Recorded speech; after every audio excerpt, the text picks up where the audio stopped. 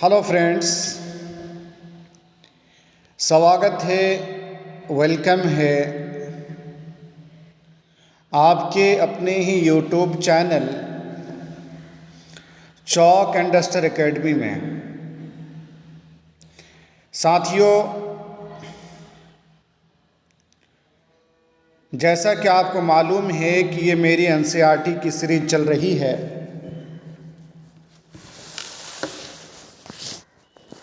पिछली क्लास में मैंने एक अहम गज़ल गो शायर वली दक्कनी के बारे में, उनकी शायरी के बारे में, उनकी तर्ज़ निगारिश के बारे में, उनके एक गज़ल के बारे में मैंने आपको बितफ़सील पढ़ाया था। चूँकि ये कई दिनों से मेरा ये दूसरी क्लास है गज़ल का, जिसमें मैंने गज़ल के बारे में बताया था, गज़ल के लफ्ज़ी मानी क्या हैं, गज़ल के मौज़ूआत क्या हैं, इसमें किस चीज़ की बातें की जाती हैं, गज़ल के पहले शेर को क्या कहते हैं, गज़ल के आखिरी शेर को क्या कहते हैं, रदीफ़, काफ़िया, मतला वगैरह के बारे में, सारी चीज़ों के बारे में मैंने आपको बताया था। अगर आपने अभी तक उन वीडियोज़ को नहीं देखा है तो सबसे पहले आप उन वीडियोज़ को देखें, ताकि आगे की क्लास में जो बातें बताई जाएंगी वो आपको समझ में आए। क़ब्ल इसके कि आज की क्लास शुरू की जाए, आपसे गुजारिश है कि आप हमारे चैनल को सब्सक्राइब करके घंटी वाले आइकन को प्रेस कर नोटिफिकेशन को ऑल कर लीजिएगा, ताकि हमारे हर वीडियो का नोटिफिकेशन आपको वक्त पर मिलता रहे। साथियों, एनसीईआरटी बुक किसी भी इम्तिहान के लिए, किसी भी मुकाबला जाती इम्तिहान के लिए, टेस्ट के लिए बहुत ही अहमियत रखता है। चाहे आप किसी भी कम्पिटिटिव एग्ज़ाम की तैयारी करें, चाहे आप CUET यानी कॉमन यूनिवर्सिटी एंट्रेंस टेस्ट की तैयारी करें, या फिर किसी भी स्टेट एग्ज़ाम की तैयारी करें, एनसीईआरटी बुक ही को बुनियाद बनाकर सवालात पूछे जाते हैं, और जो आखिरी हवाला माना जाता है वो एनसीईआरटी बुक ही को माना जाता है। इसलिए आप एग्ज़ाम की जब भी तैयारी करें तो एनसीईआरटी बुक को सामने रखते हुए ही तैयारी करें, चाहे आप किसी भी एग्ज़ाम की तैयारी करें, इवन कि UGC नेट एग्ज़ाम की। तो चलिए दोस्तों, आज हम पढ़ने वाले हैं मीर तकी मीर के बारे में। आज मीर तकी मीर की हयात व ख़दमात, इनकी पैदाइश, जाए वफ़ात, हर चीज़ के बारे में पढ़ने वाले हैं दोस्तों। मीर तकी मीर 1722 ईस्वी में आगरे में पैदा हुए। कहाँ पे पैदा हुए? आगरा में। कब पैदा हुए दोस्तों? 1722 या 23 में पैदा हुए, आगरे में।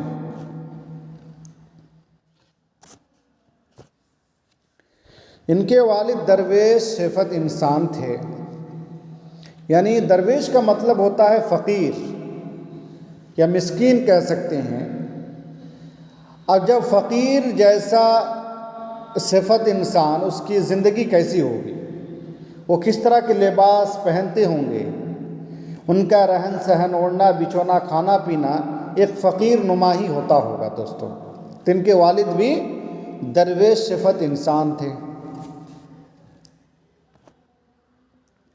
मीर की नौउम्री ही में उनके वालिद का इंतकाल हो गया, फिर मीर दिल्ली आ गए।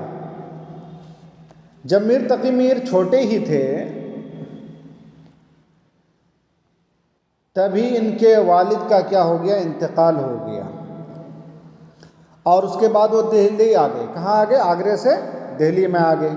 پیدائش تو آگرے میں ہوئی ہے، لیکن جب والد کا انتقال ہو گیا تو میر تقی میر دہلی آ گئے۔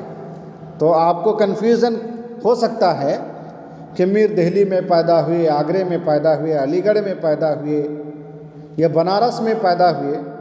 تو پیدا تو ہوئے آگرے میں، لیکن والد کے انتقال کے بعد دہلی آ گئے، اور یہاں طویل عرصے تک رہے، یعنی دلی میں بہت دنوں تک یہاں پہ انہوں نے شعر و شاعری کی زندگی گزاری۔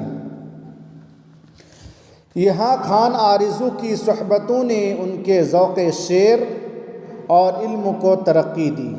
خان آرزو چونکہ ان کے ماموں تھے دوستوں، تو ماموں کی صحبت نے ان کے اندر جو ہے شعر کہنے کا ذوق پیدا کر دیا اور علم میں بھی ترقی حاصل کی، اور بہت جلد وہ دہلی کے نمایاں شعراء میں گنے جانے لگے، اور دہلی کے شعراء میں ان کا بھی نام آنے لگا، مشہور شعراء میں دوستوں۔ دلی میں انہوں نے اچھے اور برے دونوں طرح کے دن گزارے۔ دلی میں جب تھے میر تقی میر تو اچھے دن بھی گزرے اور برے دن بھی گزرے، کبھی اچھا دن بھی آیا، کبھی برا دن بھی آیا۔ اپنے مربیوں کے ساتھ کچھ وقت راجپوتانہ میں گزارا، اور بالآخر 1782 عیسوی کے قریب وہ لکھنؤ آ گئے۔ لکھنؤ کب آئے دوستوں؟ 1782 عیسوی کے قریب۔ نواب آصف الدولہ نے ان کو ہاتھوں ہاتھ لیا، اور لکھنؤ ہی میں ان کا انتقال ہو گیا۔ اب اس پوائنٹ کو آپ یاد رکھیے گا، نواب آصف الدولہ نے ان کو ہاتھوں ہاتھ لیا، مطلب جب وہ لکھنؤ گئے 1782 عیسوی میں، تو چونکہ انہی کی حکومت تھی، آصف الدولہ بادشاہ تھی، تو اور شعر و شاعری سے بھی ان کو شغف تھا، دلچسپی تھی، انہوں نے اس کو اپنے دربار میں رکھ لیا، اور جب تک رہے لکھنؤ ہی میں رہے، اور لکھنؤ ہی میں ان کی وفات ہوئی دوستوں۔ آگرے میں پیدا ہوئے اور لکھنؤ میں ان کی وفات ہوئی ہے۔ ان کے زمانے سے لے کر آج تک تمام شعراء اور ناقدین نے ان کی شاعرانہ عظمت کا اعتراف کیا ہے۔ چونکہ شاعری میں ان کو دلچسپی تھی اور شعر اچھا کہا کرتے تھے، اس لیے شہرت بہت جلدی حاصل ہو گئی۔ اس لیے ان کے خود کے زمانے کے جتنے بھی شعراء تھے اور ابھی تک کے زمانے کے جتنے بھی شعراء ہیں، سارے لوگ ان کی قابلیت کو ایکسپٹ کرتے ہیں، ان کی شہرت کو مانتے ہیں، ان کی شاعرانہ عظمت کو اعتراف کرتے ہیں۔ انہیں خدائے سخن کہا جاتا ہے۔ یہ بہت ہی اہم پوائنٹ ہے دوستوں۔ خدائے سخن کسے کہا جاتا ہے؟ تو میر تقی میر کو کہا جاتا ہے، اور عام طور پر لوگ انہیں اردو کا سب سے بڑا شاعر قرار دیتے ہیں۔ اردو کا سب سے بڑا شاعر میر تقی میر ہی کو لوگوں نے قرار دیا ہے۔ میر کی بڑائی اس میں ہے کہ انہوں نے زندگی کے دوسرے پہلوؤں کو بھی اپنی شاعری میں اتنی ہی خوبی سے جگہ دی ہے جس خوبی سے وہ رنج و غم کی بات کرتے ہیں۔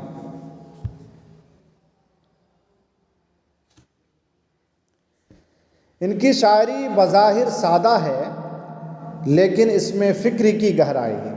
جب ہم ان کی شاعری پڑھتے ہیں تو ہم کو ایسا لگتا ہے، یا پڑھنے والوں کو بظاہر یہ معلوم ہوتا ہے کہ زبان بہت سادہ ہے، یا جو ان کی شاعری میں جو مضمون ہے یا جس موضوع کو انہوں نے بیان کرنے کی کوشش کی ہے اس میں گہرا پن نہیں ہے، لیکن حقیقت میں اس میں فکر کی گہرائی پائی جاتی ہے۔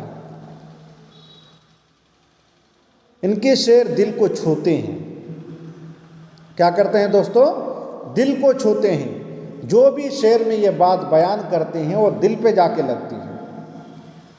میر اپنی شاعری میں لفظوں کو نئے نئے رنگ سے استعمال کرتے ہیں اور اپنے کلام میں نئے نئے معنی پیدا کرتے ہیں۔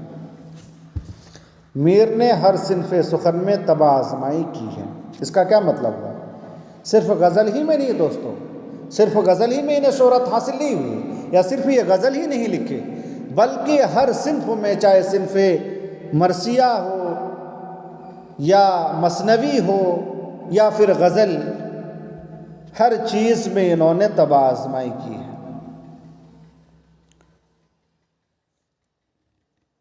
لیکن ان کا اصل میدان غزل اور مثنوی ہے۔ ہر چیز میں طبع آزمائی کی ہے، اس میں کوئی شک نہیں، لیکن اگر اس کا اصل میدان پوچھ لیا جائے کہ میر تقی میر کو شہرت کس وجہ سے ملی ہے، تو غزل یا پھر مثنوی کی وجہ سے۔ اردو میں ان کا ضخیم کلیات شائع ہو چکا ہے دوستو، کلیات بھی شائع ہو چکا ہے۔ انہوں نے ذکر میر کے نام سے فارسی زبان میں آپ بیتی لکھی۔ ذکر میر کے نام سے دوستو، اس کتاب کا نام آپ یاد رکھیے گا۔ کس زبان میں یہ ذکر میر؟ فارسی زبان۔ کیا ہے؟ آپ بیتی ہے۔ آپ بیتی، اپنی آپ بیتی لکھی ہے۔ اور نکات الشعراء کے نام سے اردو شاعری کا تذکرہ لکھا، جسے اردو شعراء کا پہلا تذکرہ شمار کیا جاتا ہے، تسلیم کیا جاتا ہے۔ دیکھیے دوستو، یہ دونوں پوائنٹ بہت اہم ہیں۔ ذکر میر فارسی زبان میں اپنی آپ بیتی لکھی، اور نکات الشعراء کے نام سے اردو شاعری کا، شاعروں کا تذکرہ لکھا، اور یہ بھی فارسی زبان میں ہے۔ اردو شاعروں کا تذکرہ ہے لیکن فارسی زبان میں ہے، اور اسی تذکرے کو اردو شعراء کا پہلا تذکرہ تسلیم کیا جاتا ہے۔ آپ سے سوال میں پوچھا جا سکتا ہے کہ اردو شعراء کا پہلا تذکرہ کون سا ہے، تو آپ کا جواب ہونا چاہیے نکات الشعراء۔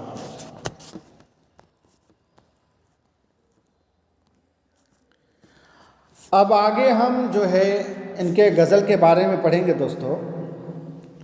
بہت ہی مشہور غزل ہے، اشک آنکھوں میں کب نہیں آتا۔ اشک مطلب کیا ہوتا ہے دوستو؟ آنسو۔ آنسو۔ لوہو آتا ہے جب نہیں آتا۔ لوہو مطلب بلڈ، خون کہتے ہیں، تو یہاں پر لوہو کہا۔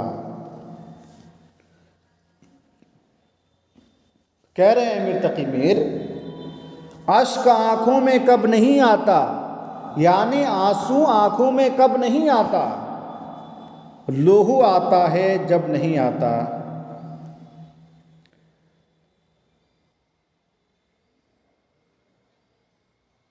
ہوش جاتا نہیں رہا لیکن جب وہ آتا ہے تب نہیں آتا۔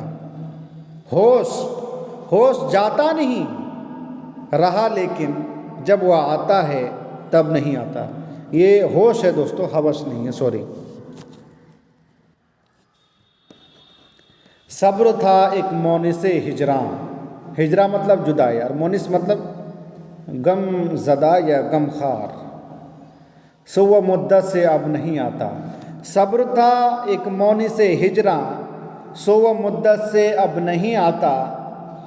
دل سے رخصت ہوئی کوئی خواہش، گریا، گریا مطلب آنسو ہوتا ہے، گریا کچھ بے سبب نہیں آتا۔ یعنی آنسو جب آتا ہے تو بلا وجہ نہیں آتا، اس کے پیچھے کوئی نہ کوئی سبب ہوتا ہے، تکلیف ہوتی ہے، درد ہوتا ہے۔ دل سے رخصت ہوئی کوئی خواہش، یعنی دل میں جو خواہش تھی وہ خواہش رخصت ہوئی، اور جب وہ خواہش رخصت ہوئی، وہ خواہش پوری نہیں ہوئی، تو ظاہر ہے اس خواہش کے پوری نہ ہونے سے آنسو کے سوا کیا آئے گا دوستو۔ جی میں کیا کیا ہے اپنے اے ہمدم، پر سخن تھا تابا لب نہیں آتا۔ جی میں تو بہت کچھ آتا ہے اے دوستو، یہ میرے محبوب،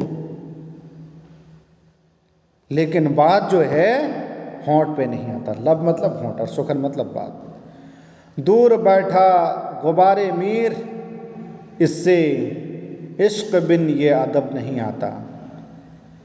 یہاں پہ مقطع یعنی شاعر جب آخری شعر میں اپنا تخلص استعمال کرتا ہے دوستو تو اس شعر کو کیا کہتے ہیں؟ مقطع بولتے ہیں۔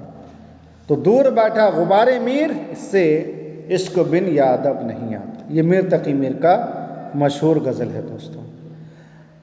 آج پھر ہم جو ہے اس میں دیکھ لیے الفاظ معنی آپ دیکھ سکتے ہیں۔ اشک مطلب آنسو ہوتا ہے، وہ مطلب یہاں مطلب محبوب کے معنی میں استعمال ہوا۔ لوہو مطلب لہو خون، مونس مطلب دوست، دل کو تسلی دینے والا۔ ہجراں مطلب جدائی، گریہ مطلب آنسو، ہمدم مطلب ساتھی، سخن مطلب بات، اور غبار میر، میر کی خاک یعنی مر کر خاک ہو جانے کے بعد میر کا جسم غبار بن کر ہوا میں اڑ رہا ہے۔ تو یہ میر تقی میر کے بارے میں تھا دوستو، اور ان کی غزل کے بارے میں اور ان کے غزل کے بارے میں پڑھا۔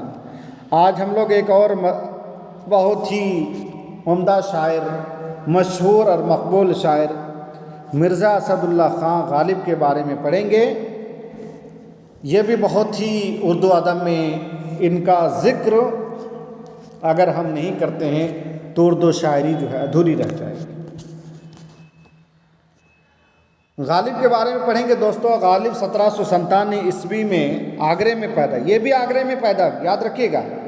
میر تقی میر بھی آگرے میں پیدا ہوئے 1797 عیسوی میں، اور 1869 میں ان کی وفات دہلی میں ہوئی ہے۔ چلیے دیکھتے ہیں۔ مرزا غالب آگرہ میں پیدا ہوئے۔ کہاں پیدا ہوئے دوستو؟ آگرہ میں پیدا ہوئے۔ باپ اور چچا کی موت کی وجہ سے غالب بچپن ہی میں تنہا رہ گئے۔ ان کے بھی یعنی غالب کا بھی ان کے والد کا انتقال ہو گیا جب یہ تنہا تھے۔ چچا کا بھی انتقال ہو گیا، اور ان کی دادی نے ان کی پرورش کی۔ کن کی پرورش کی؟ غالب کی دادی نے۔ 13 سال کی عمر میں ان کی شادی ہو گئی۔ یہ سوال پوچھا جا سکتا ہے آپ سے۔ 13 سال کی عمر میں غالب کی شادی ہو گئی۔ کچھ عرصہ بعد غالب دہلی آ گئے۔ کہاں آ گئے؟ دہلی آ گئے۔ یہ بھی دلی آ گئے دوستوں، آگرے سے دلی آ گئے، اور عمر بھر یہیں رہے دہلی میں۔ غالب کی زندگی کے آخری دن لمبی بیماری کی وجہ سے تکلیف میں گزرے۔ یعنی جب بڑھاپا آیا یا زندگی کا جو آخری دن تھا بیماری ہی میں گزرا، جس کی وجہ سے ان کو بہت زیادہ تکلیف ہوئی، لیکن ان کے مزاج کی شوخی اور ذہن کی تازگی تعمر برقرار رہی۔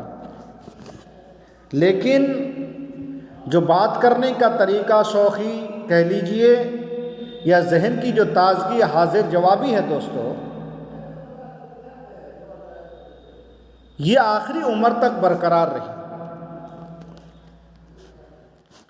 غالب اردو کے چند سب سے بڑے شاعروں میں شمار کیے جاتے ہیں۔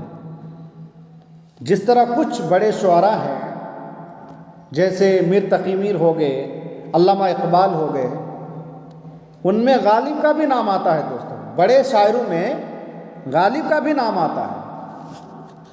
وہ ابتدا میں اسد تخلص کرتے تھے، یعنی جب ابتدائی شاعری کرتے تھے تو اس میں اسد تخلص کرتے تھے، بعد میں غالب اختیار کیا، لیکن بعد میں جو تخلص انہوں نے اختیار کیا وہ غالب اختیار کیا۔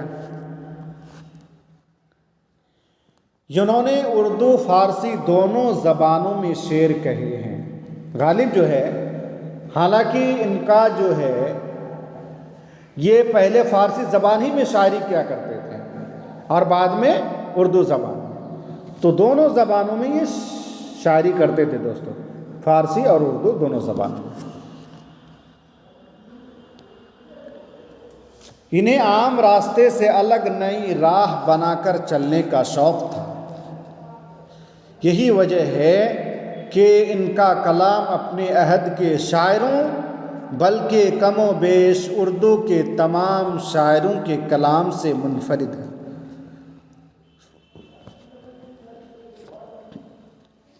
کیا سمجھے؟ یعنی جس طرح سے سارے لوگ شعر و شاعری کرتے تھے، وہ اس سے ہٹ کر کے نیا انداز اپنایا دوستوں، جس سے لوگوں کو بہت زیادہ دلچسپی ہوئی، ان کی شاعری کو لوگوں نے پسند کیا، اور ان کے عہد کے جتنے بھی شعراء تھے ان سے ہٹ کر کے انہوں نے شاعری کی۔ اس لیے اگر آپ ان کا کلام پڑھیں گے اور باقی شعراء کا کلام پڑھیں گے تو ان کے کلام میں آپ کو الگ انداز، اچھوتا انداز ملے گا۔ غالب کے کلام کو عموماً مشکل سمجھا جاتا ہے، پھر بھی ان کے اشعار کی ایک بڑی تعداد آج بھی لوگوں کی زبان پر ہے۔ چونکہ دوستو یہ اپنی شاعری میں فارسی زبان یا کہہ سکتے ہیں مشکل الفاظ کا استعمال کیا کرتے تھے، اس لیے، اور جو مبہم باتیں ہوتی ہیں دوستو اس کا استعمال زیادہ کرتے تھے، اس لیے جب غالب کے کسی شعر سے آپ ایک معنی مراد نہیں لے سکتے ہیں، ہو سکتا ہے کہ آپ جو معنی مراد لے رہے ہیں اس سے الگ ہٹ کر کے معنی ہو، یعنی ایک شعر کے اندر ہی کئی معنی چھپے ہوتے ہیں۔ اسی وجہ سے ان کی شاعری کو سمجھنا بس کی بات نہیں ہے، آپ کو گہرائی سے، گہرائی سے مطالعہ کرنا پڑے گا، پڑھنا پڑے گا۔ ان کا بہت سا کلام سادہ اور بظاہر آسان بھی ہے۔ غالب کے اردو اشعار کا مجموعہ دیوان غالب کے نام سے شائع ہوا ہے۔ جو ان کے کلام کا مجموعہ ہے دوستو اردو اشعار کا، ان کا نام کیا ہے؟ دیوان غالب کے نام سے شائع ہو چکا ہے۔ اور سب سے اہم بات جس کی وجہ سے غالب کو بہت زیادہ شہرت حاصل ہوئی دوستو، یہ ہے ان کے خطوط۔ ان کے اردو خطوط کے دو مجموعے اردو ہندی اور اردو معلی معروف ہیں۔ چونکہ دوستو یہ مراسلی کو مکالمہ بنا دیا۔ ان کے بارے میں کہا جاتا ہے کہ مراسلہ، یعنی جب بھی یہ کوئی لیٹر یا خط لکھا کرتے تھے تو اس طرح سے خط لکھتے تھے ایسا لگ رہا ہے کہ وہ سامنے والے سے باتیں کر رہے ہیں، یعنی مراسلی کو مکالمہ بنا دیا۔ اور ان کے دو شعری مجموعے ہیں، اردو خطوط کے مجموعے ہیں، اردو ہندی اور اردو معلی، یہ آپ کو یاد ہونا چاہیے۔ ان کے خطوط میں اردو نثر کی ادبی شان، اپنے زمانے کے حالات، ادبی مباحث پر گفتگو، غرض بہت کچھ ملتا ہے، جس کے باعث غالب ہمارے سب سے بڑے شاعروں کے ساتھ سب سے بڑے نثر نگاروں میں بھی شمار ہوتے ہیں۔ صرف شاعر ہی نہیں بلکہ یہ بہت بڑے نثر نگار بھی تھے دوستوں۔ تو آپ نے غالب کے بارے میں پڑھا کہ 1797 عیسوی میں آگرہ میں پیدا ہوئے اور 1869 میں دلی میں ان کی وفات ہوئی، اور ان کے دو خطوط اردو خطوط کے مجموعے ہیں، اردو ہندی اور اردو معلی۔ یہ اپنے دور کے بڑے شاعروں میں ان کا بھی شمار ہوتا ہے۔ اردو اور فارسی زبان دونوں زبانوں میں انہوں نے شاعری کی، اور اپنے عہد کے جتنے بھی شعراء ہیں ان سے الگ ہٹ کر کے ایک نئی راہ، نئی شکل اختیار کی دوستوں۔ بظاہر ان کا کلام جو ہے ہمیں مشکل نظر آتا ہے، لیکن ان کے ایک ایک اشعار میں کئی معنی چھپے ہوتے ہیں، اس وجہ سے ہمیں ان کے شعر کو سمجھنے میں دقت ہوتی ہے۔ لیکن ان کے کلام بھی سادہ بھی ہیں، آسان بھی ہیں، آپ ان کے کلام کو آسانی سے سمجھ سکتے ہیں، لیکن تھوڑی سی آپ کو شاعرانہ انداز، آپ کا مطالعہ گہرا ہونا چاہیے۔ چلیے دوستو، ان کے غزل کے بارے میں، مشہور غزل کے بارے میں ہم لوگ پڑھیں گے۔ درد منت کشے دوا نہ ہوا، میں نہ اچھا ہوا برا نہ ہوا۔ دیکھیے دوستو، ردیف و قافیہ کا کس طرح استعمال ہوا ہے، اس میں ردیف دیکھ لیجیے، ردیف جو شعر کے آخری حصے میں آئے، جیسے ہوا اس میں ردیف ہے، اور دوا نہ ہوا برا نہ برا، دوا یا برا، یہ جو ہے قافیہ۔ قافیہ کا مطلب پیچھے پیچھے آنا، جو ردیف کے پیچھے پیچھے آئے اس کو بولتے ہیں قافیہ۔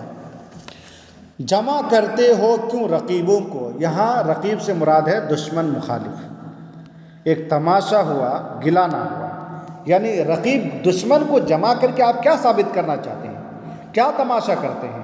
تماشا کرنے کے علاوہ کچھ نہیں ہوگا۔ اگر آپ کو کوئی شکایت ہے، گلا ہے، تو میرے سامنے بولیے۔ دشمنوں کے سامنے بیان کرنے سے کوئی مطلب نہیں نکلتا۔ دشمن تو آپ کا مزاج لیں گے، کھلکھلی اڑائیں گے۔ کتنے شیریں ہیں تیرے لب کے رقیب، یعنی جو رقیب ہے، جو دشمن ہے، مخالف ہے، اس کی زبان کتنی میٹھی ہے، اس کی زبان میں کتنی شیریں ہیں۔ لب کے رقیب یعنی دشمن کی ہونٹ کی جو باتیں کتنی شیریں ہیں۔ گالیاں کھا کے بے مزہ نہ ہوا، یعنی یہاں پہ دوستو محبوب مراد، گالی کھا کے کسی کو مزہ آتا، لیکن یہاں پر گالی کھا کے بھی مزہ آیا ہے۔ خبر گرم ان کے آنے کی، آج ہی گھر میں بوریا نہ ہوا۔ کیا وہ نمرود کی خدائی تھی، بندگی میں میرا بھلا نہ ہوا۔ جان دی ہوئی اسی کی تھی، حق تو یہ ہے کہ حق ادا نہ ہوا۔ کچھ تو پڑھیے کہ لوگ کہتے ہیں، آج غالب غزل سرا نہ ہوا۔ یہ غالب کا بہت ہی مشہور غزل ہے دوستو۔ آپ اس غزل کے ایک ایک شعر کو آپ یاد کر سکتے ہیں، کسی بھی ایگزام میں پوچھا جا سکتا ہے دوستو۔ بہت ہی جیسے جان دی ہوئی اسی کی تھی، حق تو یہ ہے کہ حق ادا نہ ہوا۔ کیا وہ نمرود کی خدائی تھی، بندگی میں میرا بھلا نہ ہوا۔ خبر ہے خبر غرم ان کے آنے کی، آج ہی گھر میں بوریا نہ ہوا۔ کتنے شیریں ہیں تیرے لب کے رقیب، گالیاں کھا کے بے مزہ نہ ہوا۔ جمع کرتی ہو کیوں رقیبوں کو، ایک تماشا ہوا گلا نہ ہوا۔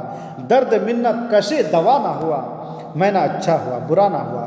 یہ بہت ہی مشہور غزل ہے دوستو، آپ کی زبان میں ایک ایک شعر یاد ہونا چاہیے۔ چلیے دوستو، اس کے معنی ہم دیکھ لیتے ہیں۔ اس میں کچھ مشکل الفاظ کا استعمال ہوا ہے، اس کا دیکھ لیتے ہیں۔